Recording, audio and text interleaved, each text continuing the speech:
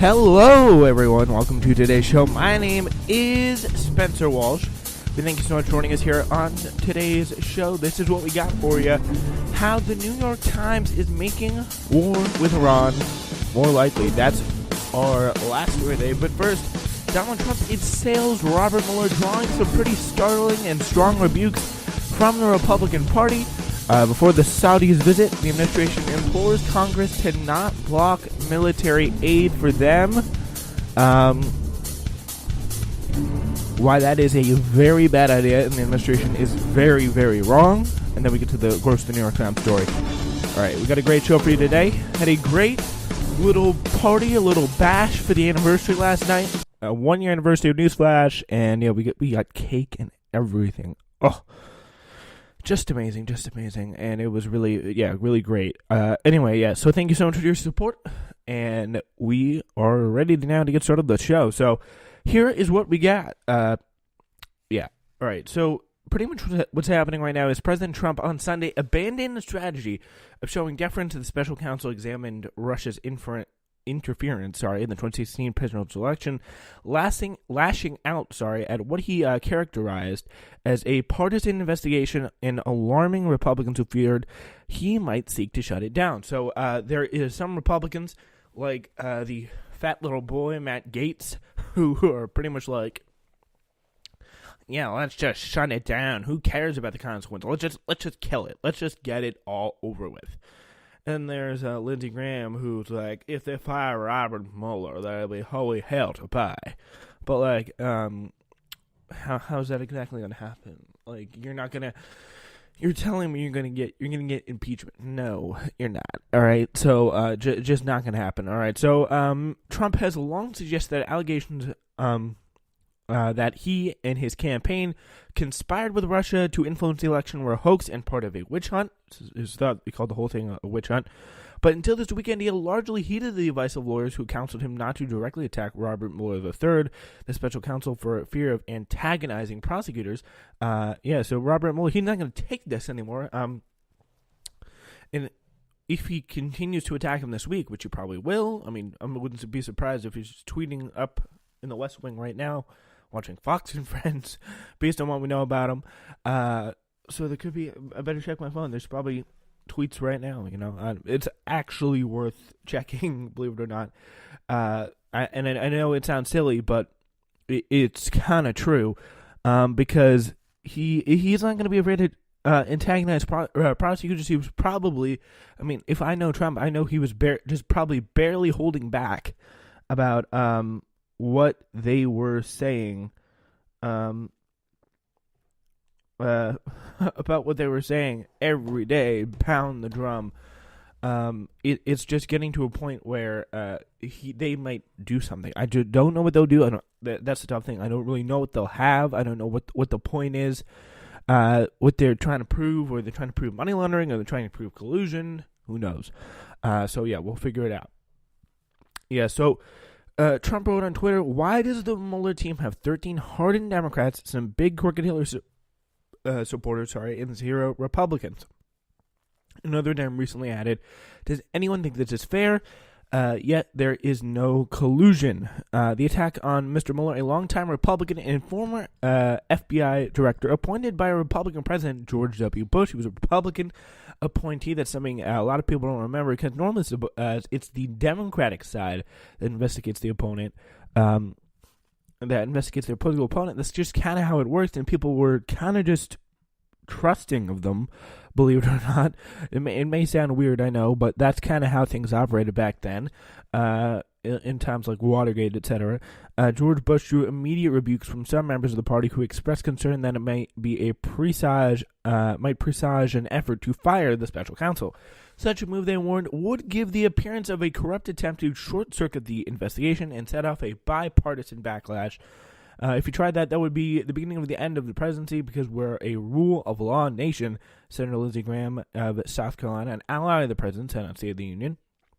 When it comes to Mr. Mueller, he is following the evidence where it takes him, and I think it's very important he be allowed to do his job without interference, and there are many Republicans who share my view. So he is pro-Mueller, and that's something good thing to know. And it comes to the point where you just kind of have to start distinguishing the people who are pro-Mueller, who are who think Mueller should be fired, who are bought into the Fox News propaganda that's been building up for this express purpose. If Trump ever needed, if the need be ever for Trump to maybe pull the trigger on this, they've been casting doubts on the whole investigation. They've been casting doubts on the FBI. They've been casting doubts on our intelligence communities, and they have not been valid criticisms. I mean, there's a point where you can criticize. There are many points where you can criticize your intelligence community on, whether it be the FBI, the CIA, with the torture, with the NSA spying. Those are very easy things to criticize the FBI on, or the NSA or the CIA or whatever.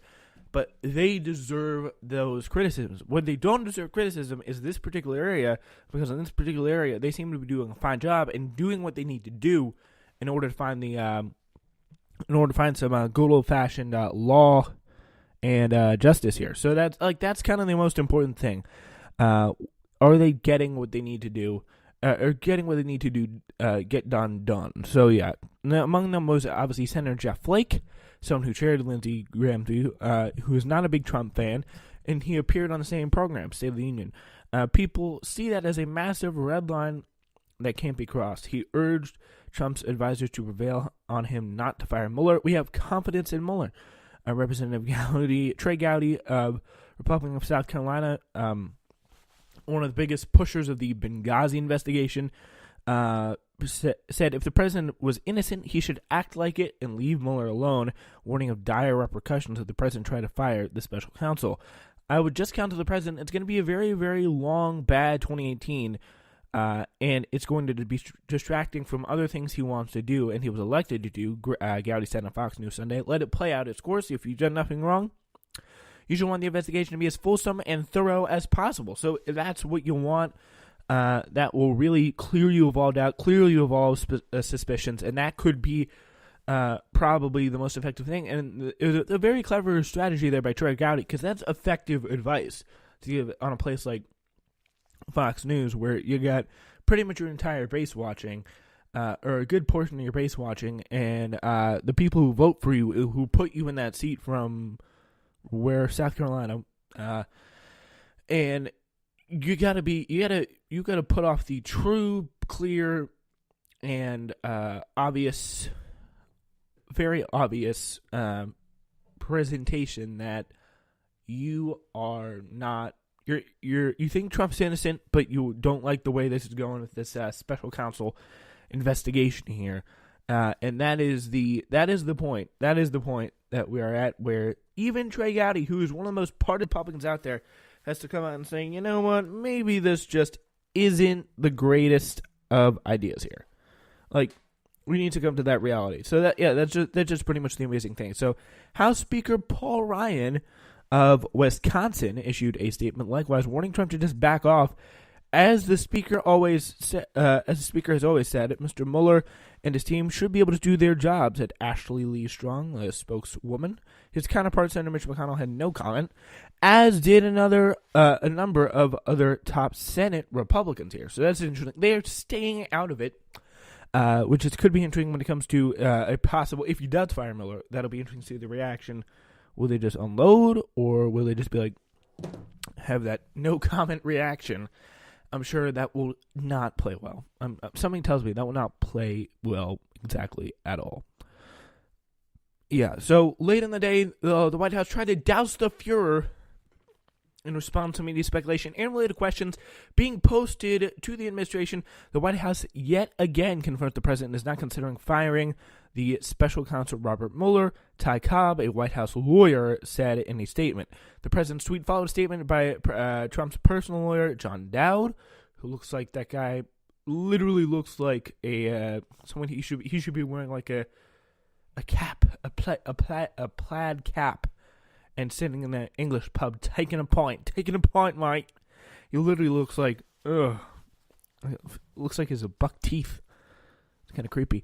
But anyway, yeah, if you look, I mean, don't mean to insult people on their appearances, but I mean, come on. Anyway, yeah, the president's tweet followed a statement by Trump's personal lawyer, John Dowd, on Saturday, calling on the Justice Department to end the special counsel investigation.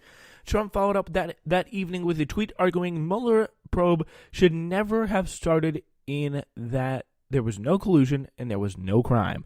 So there is the whole point, you little doofus, is that they don't know if there's a crime now. You can say there's no crime all you want, but the reason why they're starting the gosh darn investigation is to investigate whether or not you could have committed a possible crime here. Let's be thinking about this. It's okay to say I'm innocent all you want, but just don't ask why they started the investigation. You're just so stupid. Oh, God. The 2 weekend tweets were the first time Trump had used Mueller's name on Twitter, not counting a message he once retweeted, and reflecting what advisors are calling a growing impatience fueled by anger that the investigations are now looking at his business activities. That's apparently what he is mad at the most here. They are investigating his business activities. You know what I say to that? Keep investigating his business activities, because there's got to be something there. If you hit a nerve, looks like you hit a nerve, and that's what you got to do. All right. So anyway, the New York Times, they reported last week that Mueller had subpoenaed records from the Trump organization. Mr. Trump's lawyers met with Mueller's team last week and received more details about how the special counsel is approaching the investigation, including the scope of his interest in the Trump organization. So for months, Trump had been reassuring his lawyers that the investigation would wrap up soon, by Thanksgiving, then by Christmas, then by New Year's. With the expansion into Trump's business, it seems increasingly clear Mueller is not ready to include his inquiry. And the funny thing is, John Dowd told Trump it would be over by the first of the year, and then Trump's like, John, it's not ending the first of the year, John. What is going on, John? and then John's like, I don't know. Should be over by now. I'm going to probably have a point. Because that's what he looks like. He just came back. If you Google a picture of John Dowd, tell me he does not look exactly like that. And his name does not sound exactly like that. I'm sorry. Look at him. Oh my God. He's got like chubby cheeks and everything. I'm sorry. He's like, well, let's end the Mueller probe. I told Daddy Trump it'd be over by now. Why is it not over yet? Come on, let's go here. Yeah, a top advisor to Trump said on Sunday the White House hadn't grown weary of the inquiry. Had grown weary of the inquiry. We'd cooperated in every single way, every single paper they've asked for, every single interview. Mark Short, the president's legislative director, said on Face the Nation on CBS, there's a growing frustration that year after year. It's been 18 months, bud. Let's calm down here. Calm your jets. Millions and millions of dollars to spend on this. There remains no evidence of collusion with Russia, except for the fact there has already been 1, 2, 3 people indicted. Oh, there's no evidence. Just keep telling yourself that, bud. All right, we'll take a quick break. We will be back to talk about Saudi Arabia. There's a big question the U.S. is asking right now. Should they sell weapons to Saudi Arabia? I'll give you a very clear answer next. After a week of all new Newsflash episodes this Friday at 10 p.m., it's an all-new Pilots Out episode of the SWRN Game Show, I've Got It. Then, Saturday at 7 p.m., it's a special Newsflash episode live from the historic March for Our Lives on Gun Reform in Washington, D.C., with in-depth reporting on the scene.